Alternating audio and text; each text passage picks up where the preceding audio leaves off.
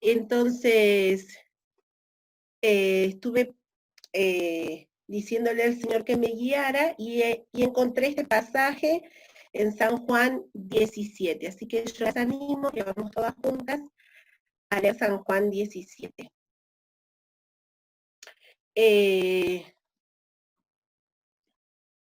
Vamos a hacer la lectura completa primero y después las vamos a ir detallando. Dice así: Jesús ora por sus discípulos. Yo le puse como título después para compartir entre nosotras una charla para reflexionar. Jesús ora por sus discípulos. Estas cosas habló Jesús y levantando los ojos al cielo dijo: Padre, la hora ha llegado, glorifica a tu Hijo para que también tu Hijo te glorifique a ti. Como le has dado potestad sobre toda carne para que dé vida eterna a todos los que le diste. Y esta es la vida eterna, que te conozcan a ti, el único Dios verdadero, y a Jesucristo, a quien has enviado. Yo te he glorificado en la tierra. He acabado la obra que me diste que hiciese. Ahora pues, Padre, glorifícame tú al lado tuyo, con aquella gloria que tuve contigo antes que el mundo fuese. He manifestado tu nombre a los hombres que del mundo me diste. Tuyos eran y me los diste y han guardado tu palabra. Ahora han conocido que todas las cosas que me has dado proceden de ti, porque las palabras que me diste les he dado, y ellos las recibieron y han conocido verdaderamente que salí de ti y han creído que tú me enviaste. Yo ruego por ellos, no ruego por el mundo, sino por lo que me diste, porque tuyos son. Y todo lo mío es tuyo, y lo tuyo mío, y he sido glorificado en ellos. Y ya no estoy en el mundo, mas estos están en el mundo, y yo voy a ti. Padre Santo, a los que me has dado, guárdalos en tu nombre, para que sean uno, así como nosotros. Cuando estaba con ellos en el mundo, yo los guardaba en tu nombre. A los que me diste, yo los guardé. Y ninguno de ellos se perdió, sino el hijo de perdición, para que la escritura se cumpliese. Pero ahora voy a ti. Y hablo esto en el mundo, para que tengan mi gozo cumplido en sí mismos. Yo les he dado tu palabra, y el mundo los aborreció porque no son del mundo, como tampoco yo soy del mundo. No ruego que los quites del mundo, sino que los guardes del mal. No son del mundo, como tampoco yo soy del mundo. Santifícalos en tu verdad, tu palabra es verdad. Como tú me enviaste al mundo, así yo los he enviado al mundo. Y por eso, y por ellos, yo me santifico a mí mismo, para que también ellos sean santificados en la verdad. Mas no ruego solamente por estos, sino también por los que han de creer en mí por la palabra de ellos, para que todos sean uno, como tú, oh Padre, en mí y yo en ti, que también ellos sean uno en nosotros, para que no crea que tú me enviaste. La gloria que me diste, yo les he dado, para que sean uno, así como nosotros somos uno. Yo en ellos y tú en mí, para que sean perfectos en unidad, para que el mundo conozca que tú me enviaste y que los has amado a ellos como también a mí me has amado. Padre, aquello que me has dado, quiero que donde yo estoy también ellos estén conmigo, para que vean mi gloria que me has dado, porque me has amado desde antes de la fundación del mundo. Padre justo, el mundo no te ha conocido, pero yo te he conocido, y estos han conocido que tú me enviaste, y les he dado a conocer tu nombre, y lo daré a conocer aún, para que el amor con que me has amado esté en ellos y yo en ellos. Vamos a orar antes de empezar a reflexionar en esta preciosa charla entre un hijo y su padre, entre Jesús y Dios. Señor Jesús, en esta tarde estamos aquí reunidas a tu nombre, Señor. Queremos disponer este tiempo para escuchar tu voz, tus palabras. Por favor, guíanos en la reflexión de esta preciosa charla que encontramos en tu palabra, entre tu Hijo amado y tu persona. Señor Jesús, ayúdanos en estos momentos a entender tu palabra, a guardar tu palabra, a atesorar tu palabra. En tu nombre de Cristo Jesús oramos. Amén. Bueno, hay en esta charla que vemos aquí, porque orar es hablar, es una charla íntima, es un hablar profundo, especial. Vamos a ver algunas cositas que Dios me mostraba a mí y quisiera compartirlas contigo, mi querida hermana. Seguramente vos podés seguir sacando mucha más riqueza de esta reflexión entre un papá y su hijo. Y para yo poder sacar la riqueza personal, me puse en esa posición de hija. Jesús dice y nos llama sus hermanos. La Biblia dice que todo aquel que le cree y le recibe es hijo de Dios. Él nos da el poder, la potestad de ser hechos hijos de Dios. Y entonces en eso me planto y empiezo a meditar en su palabra. A ver, Señor, ¿qué me querés contar a mí? ¿Qué me querés enseñar a mí? Tú, mi hermano, tú, mi Salvador, tú, mi Padre, ¿qué esperas de mí? Y frente a esa situación, empiezo a mirar en el versículo 1 del Juan 17, empiezo a mirar una postura. Veo que hay una interacción entre el Hijo y el Padre con una postura muy particular. Dice la primera partecita, yo subrayé, estas cosas habló Jesús y levantando los ojos al cielo dijo, Padre. Jesús, el Hijo, levanta los ojos al cielo para hablar y le dice, Padre. Eso me trae a mi mente a Juan 11:41, donde también vamos a ver esta misma postura, esta misma relación. Resulta que en Juan 11:40 está la historia de Lázaro, y cuando Jesús lo está llamando a Lázaro, ven fuera, y dice que es movida la piedra y Lázaro está saliendo. En ese momento, en el 11:41, dice que también Jesús levanta su mirada y le dice al Padre, gracias Padre por lo que me has dado. Y me pongo a pensar, esto me llama la atención, y me pongo a pensar en qué otra cotidianidad yo veo esto. Y me acuerdo de que cuando son bebés, nuestros hijitos y lloran y están en la cuna o están en la cama, cuando lloran por su mamá, ellos están ahí esperando a qué hora aparece la carita de la mamá para decirle, ¿qué pasó? Y ellos están gritando a todo pulmón, ¡guau! Mirando arriba, no están mirando abajo ni al costadito, están mirando arriba. Me recuerda cuando mi hija, mire qué grandotita que está ya, le duele la panza o le pasa algo o tiene miedo, de noche viene y ella busca a su mamá. Y lo que busca es mirarme a los ojos y me dice, mamá, levanta su miradita, si yo voy a verla a la cama, levántate, Saraí, buen día, mamá. Me mira, busca su mirada en mi mirada. Y Jesús dice que levanta su mirada al Padre en todo momento. Él va a empezar a orar. Él estaba sanando, resucitando a un muerto. Y él levanta su mirada. Eso a mí me habla de una estrecha interacción, de una estrecha reconocimiento de la presencia de su Padre con él. Él está presente acá. Y lo que está sucediendo es porque mi Padre me lo está dando.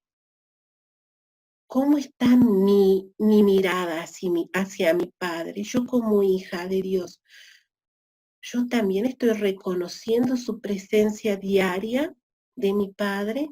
Esa es mi reflexión. Ahora sigo mirando y subrayo otra frasecita más. Para que también tu Hijo te glorifique a ti. Me encantó el coro número 2. Hablaba al Cordero la gloria y la honra que cantamos hoy. Y acá el Hijo le está diciendo, Padre, la hora ha llegado, glorifica a tu Hijo, para que también tu Hijo te glorifique a ti. Yo subrayo esto porque entiendo que mi deseo y mi deber de hija debe ser el glorificar al Padre, el glorificar al Padre. ¿Y cómo lo hago? ¿Dónde lo hago? ¿Entre quiénes lo hago? Fueron mis preguntas.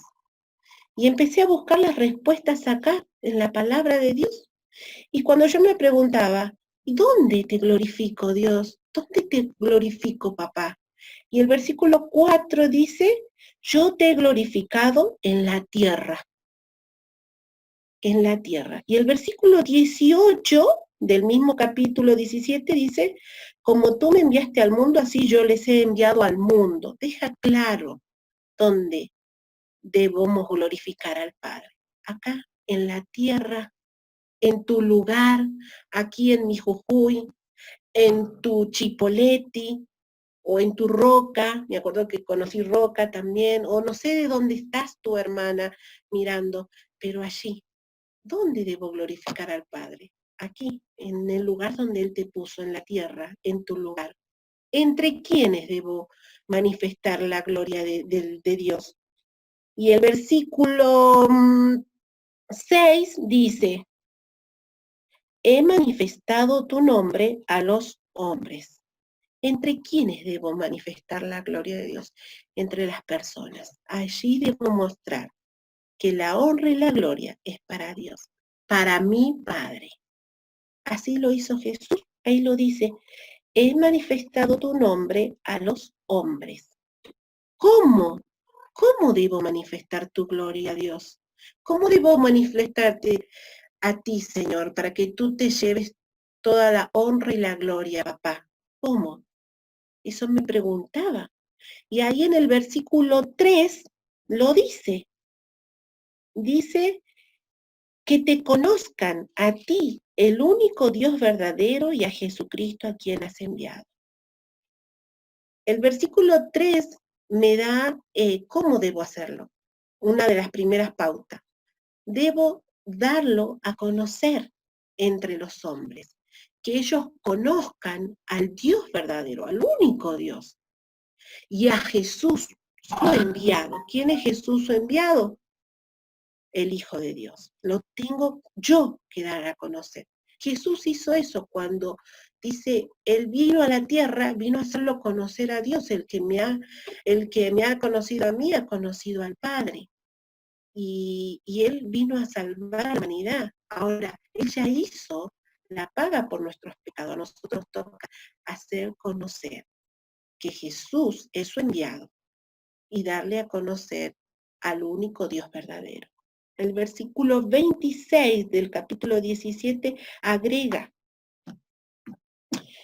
y les he dado a conocer tu nombre y los daré a conocer aún para que el amor con que me has amado esté en ellos y yo en ellos.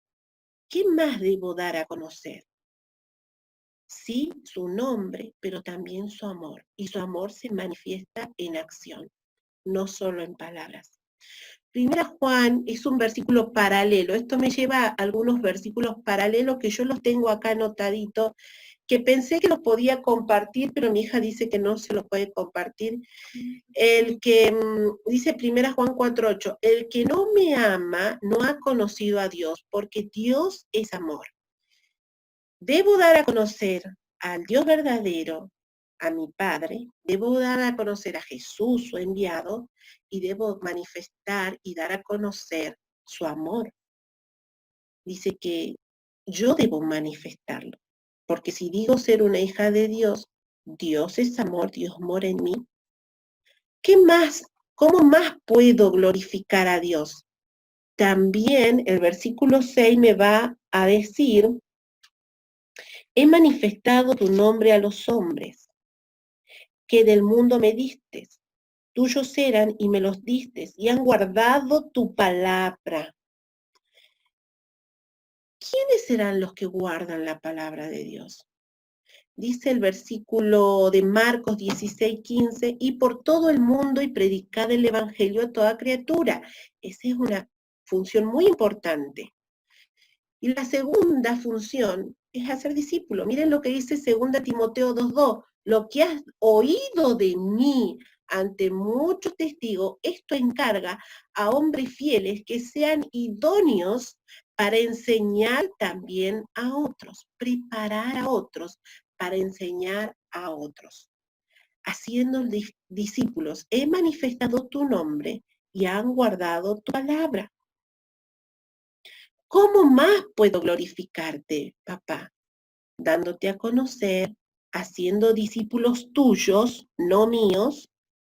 Y el versículo 7 también me va a dar otra pauta de cómo más puedo glorificar a mi Padre. Dice el versículo 7, yo subrayaba, todas las cosas proceden de ti. Todas las cosas proceden de ti. ¿Qué debo enseñar?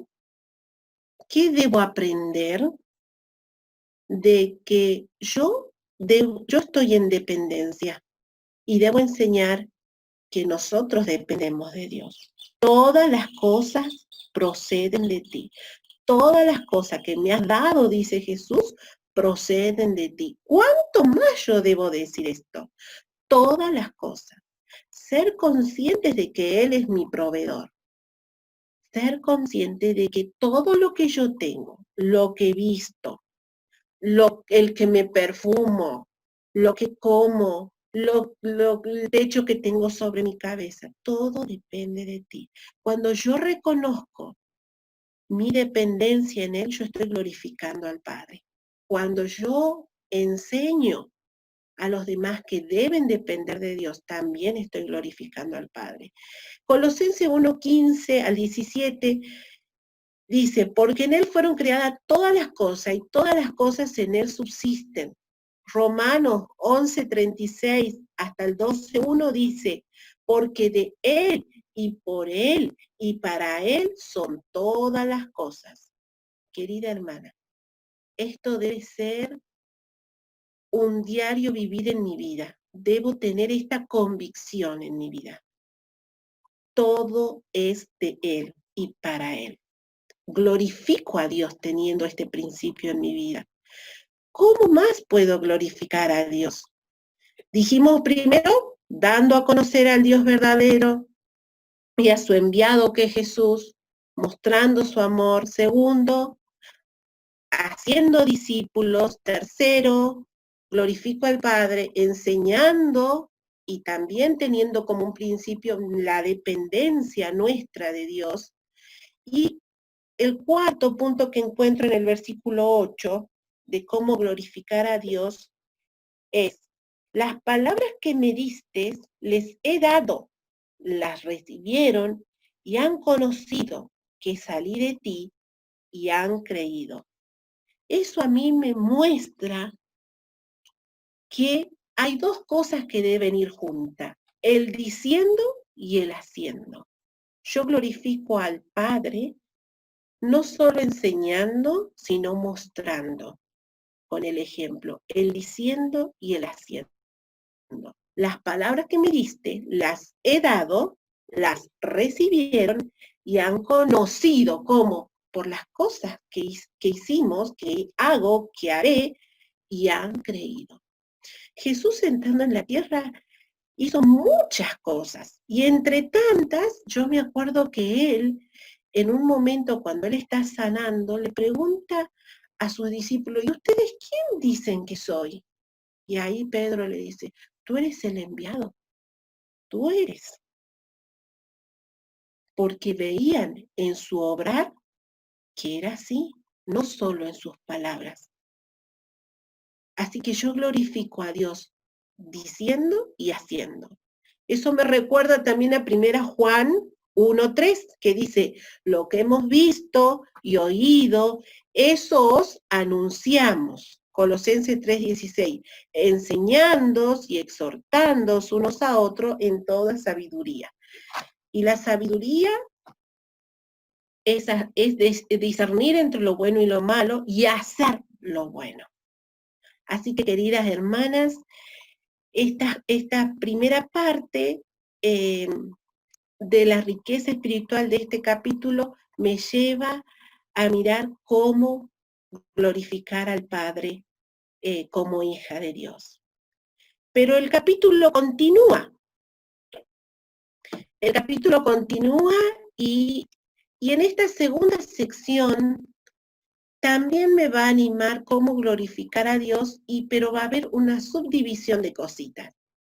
Glorifico a Dios orando por mis hermanos. Y en este tiempo de cuarentena, seguramente te ha pasado igual que a mí, hemos tenido muchas más charlas con nuestro Dios. Hemos podido tener esos ratos largos con nuestro Dios, el orar. Y ahora el hablar con Él.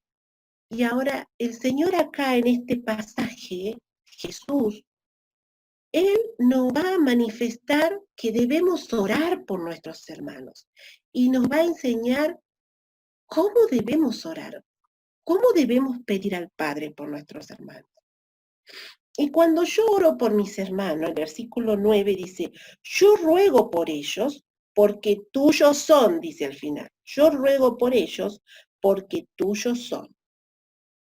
Ahí yo veo que Jesús habla con el Padre por convicción. Yo te hablo y te pido por ellos porque son tuyos, papá, también son tus hijos. Y habla y pide por todos. Efesios 6:18 dice, orando en todo tiempo, con toda oración y súplica en el Espíritu, en perseverancia por todos los santos.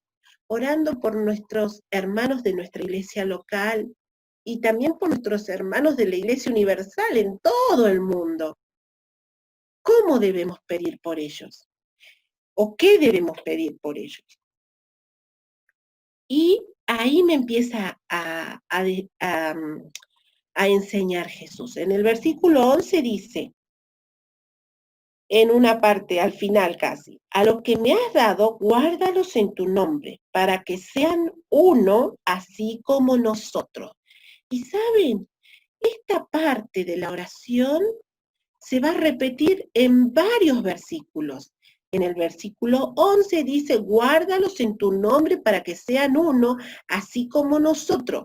En el versículo 21 del mismo capítulo va a decir, para que todos sean uno, que también ellos sean uno en nosotros, para que el mundo crea que tú me enviaste. El versículo 22 dice, la gloria que me diste les he dado para que sean uno, así como nosotros.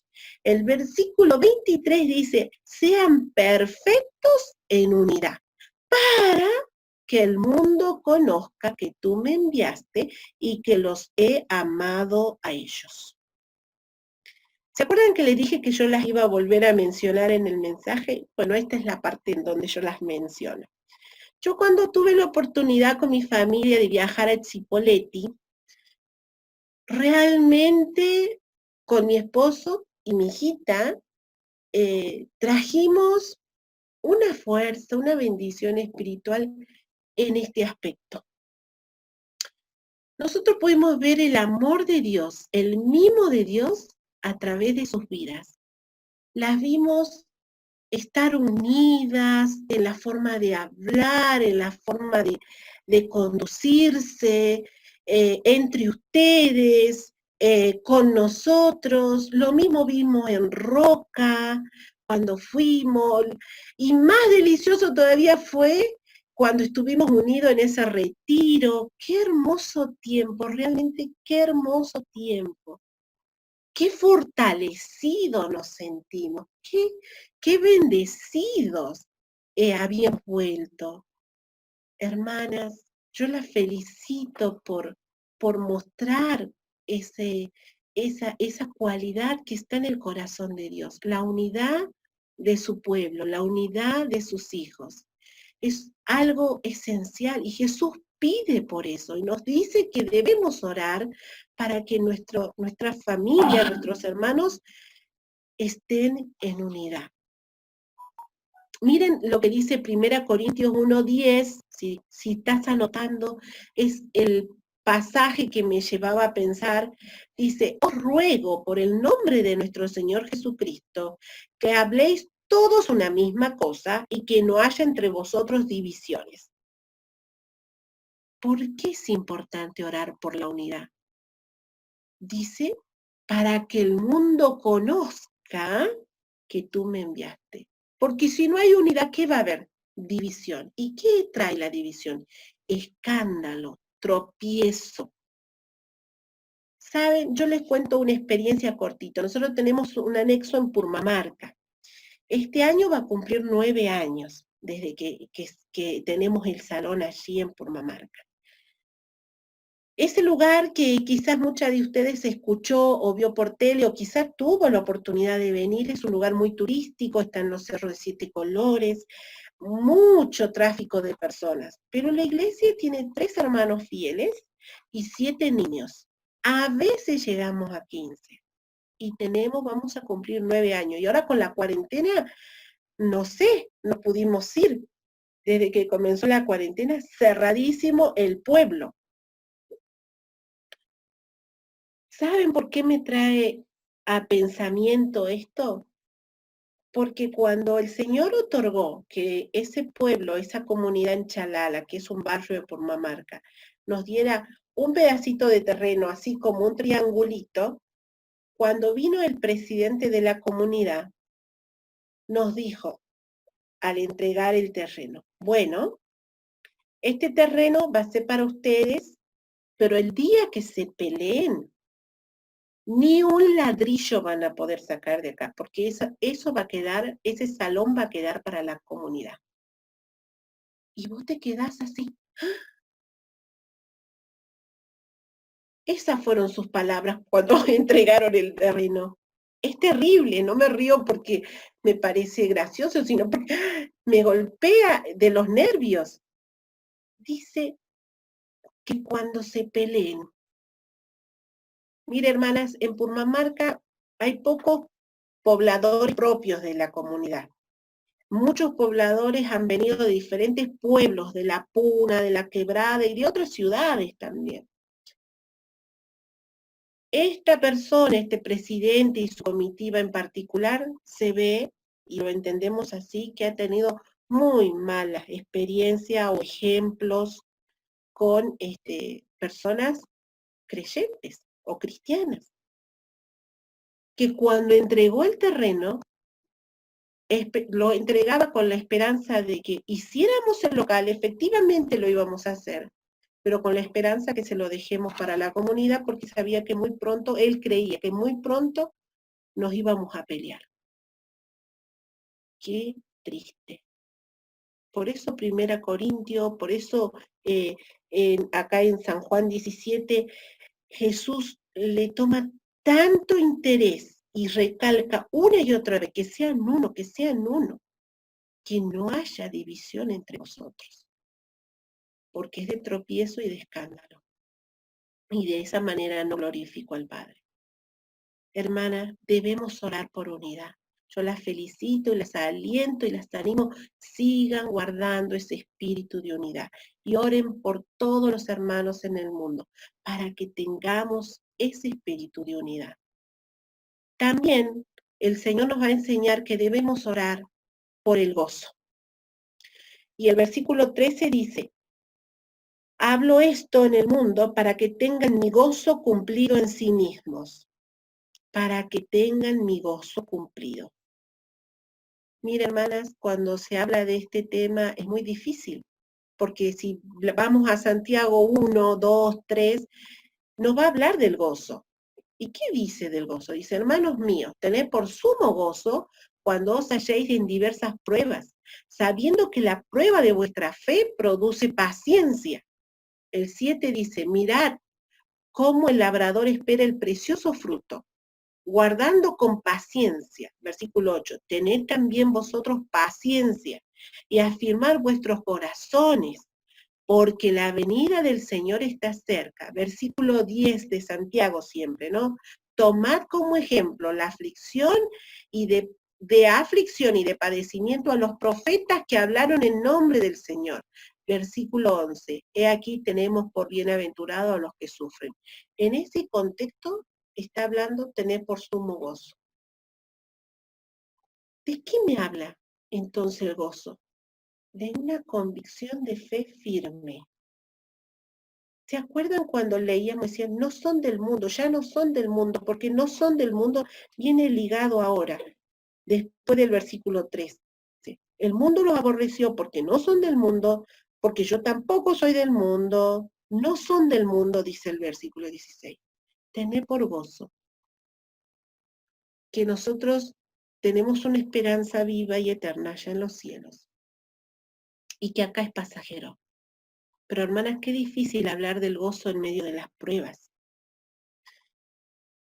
A algunas personas yo conozco que me dicen, hermana, cuando mejor quiero estar con el Señor, cuando más vengo, cuando más me involucro, más situaciones me pasan.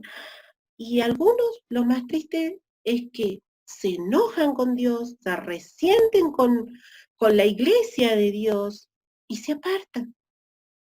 Hermana, ¿cómo está nuestra fe? ¿Tenemos los ojos puestos en Jesús y nuestra fe está firme? Porque ahí se manifiesta cómo está nuestra fe. Y el Señor ora por nuestro gozo, por el gozo que debemos tener en claro que debe estar puesto en los cielos. Pero no es para nada fácil cuando muchos hermanos que conocemos pasan una y otra prueba, y muestran gozo, una y otra prueba, una y otra prueba. Hermana, debemos orar, sostenerlos para que su gozo no le falte, para que su fe no le falte. Debemos orar las unas por las otras, por unidad, por gozo, por protección. El versículo 14, 15, 16 dice, ruego los guardes del mal, no son del mundo. El 14, perdón, el mundo los aborreció porque no son del mundo. Ruego los guardes del mal, no son del mundo. Yo acuérdense en que voy ya subrayando resumidamente. También, ¿por qué debemos orar? Por la protección de Dios, los guardes del mal. Dice el San Juan 15, 18, 19, sabed que a mí me han aborrecido antes que a vosotros. Dice, yo les he dado tu palabra y el mundo los aborreció. Sabed que a mí me han aborrecido. No ruego que lo quites del mundo, sino que lo guardes del mal. El mal viene del mundo, pero también el mal nace de nosotras mismas. Dice que ¿quién busca de continuo el mal? Yo misma. Cuando hablamos en 1 Juan 1:9 dice, confesad vuestros pecados y que Él es fiel y justo para perdonar nuestros pecados y limpiarnos de toda maldad. Porque en el mal está en mí también, que los guardes del mal.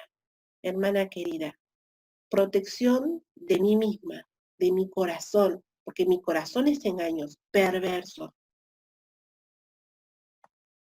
¿Qué más? Por protección. Dice número 6:24, Jehová te bendiga y te guarde. Hermana, debemos orar por la protección del mundo y del propio mal que hay en nuestros corazones.